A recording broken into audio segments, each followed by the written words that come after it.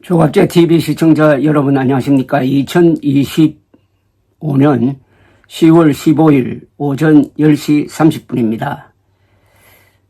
경기도 양평군의 간부 공무원이 특검 조사를 받고 나와서 강압 조사를 받았다는 메모를 남기고 극단적 선택을 한 사건은 새삼 고문이라는 말을 다시 살려냈습니다.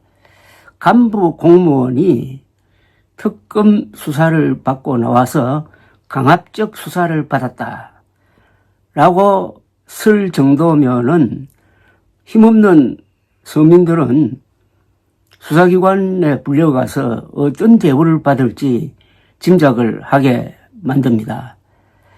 공무원이 사망했습니다. 특검 조사를 받았습니다. 그 사이에 무슨 일이 일어났는지에 대해서 반드시 진상규명을 명령해야 할 사람이 있습니다.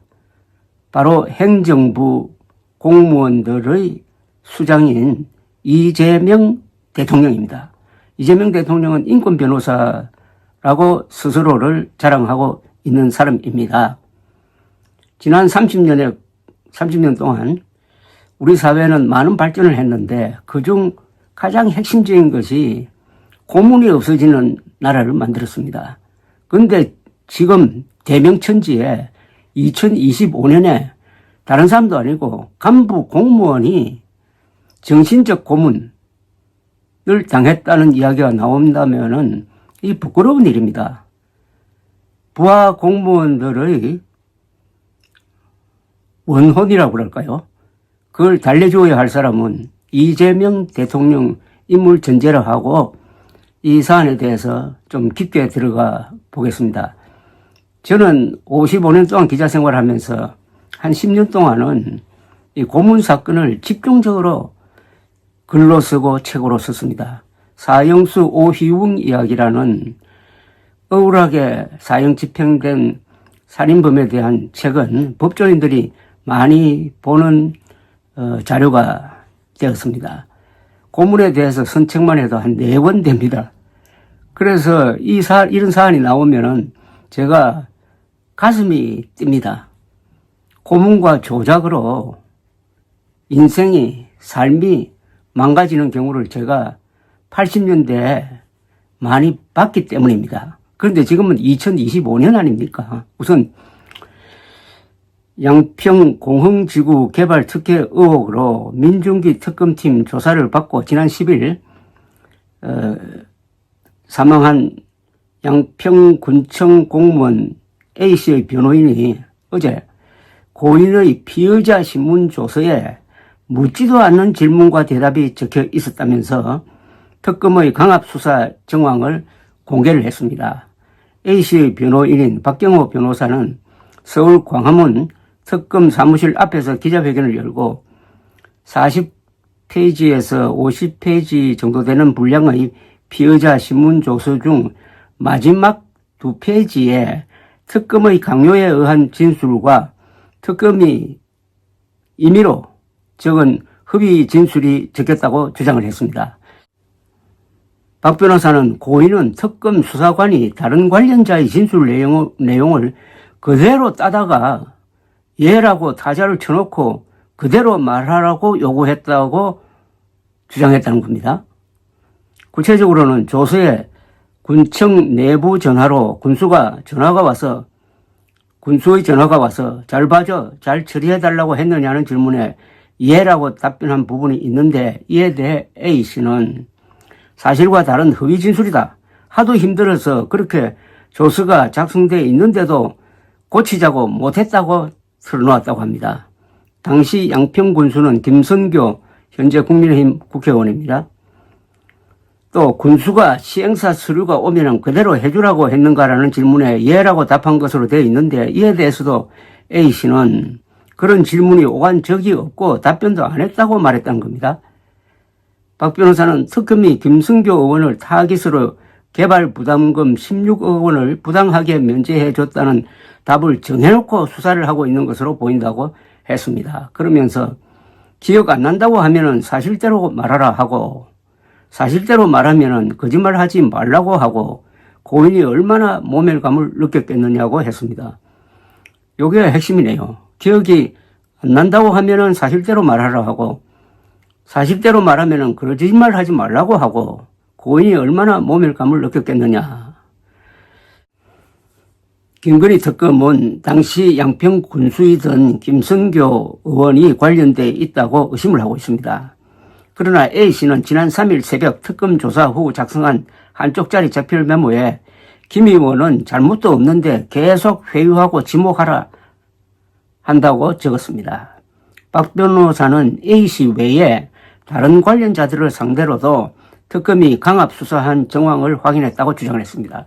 그는 A씨를 면담한 후 특검 조사를 받았던 정모 주무관과 퇴직한 박모 과장에게 연락을 했고 무리한 수사가 진행되는 걸 확인했다면서 14명의 이름을 적은 명단을 준 뒤 이 중에서 청탁한 사람을 골라라 라며 지목하게 한 뒤 그 사람이 부탁을 한 것처럼 강요하는 식이었다고 폭로를 했습니다. 박 변호사는 A씨 피의자 신문 조서 등을 검토한 후 특검 관계자들을 직권 남용 및 허위 공문서 작성 혐의로 고발할 예정이라고 합니다. 이와 관련해서 특검 측은 A씨 조사 과정에서 강압이나 회유한 사정은 발견되지 않았다. 현재 감찰에 준하는 경위조사가 진행 중이다. 불법 심야 조사 의혹에 대해서도 별도의 심야 조사 동의서를 작성하지는 않았지만 수사 과정 확인서에 심야 조사 동의가 기재되어 있고 서명도 날인되어 있다고 했습니다. 이런 가운데 A씨 사망 사건을 수사하는 경기 남부경찰청은 브리핑을 열고 A씨의 21쪽 분량 뉴스는 A씨가 지난 2일 특검 조사를 받은 뒤부터 9일까지 작성된 것이라면서 전날 필적 감정을 맡기기 전 유서 사본을 유족에게 제공했다. 유서 공개가 늦은 점 등에 대해서는 초기 대응이 다소 미흡했던 점을 인정한다고 했습니다. 어제 양평구청에서는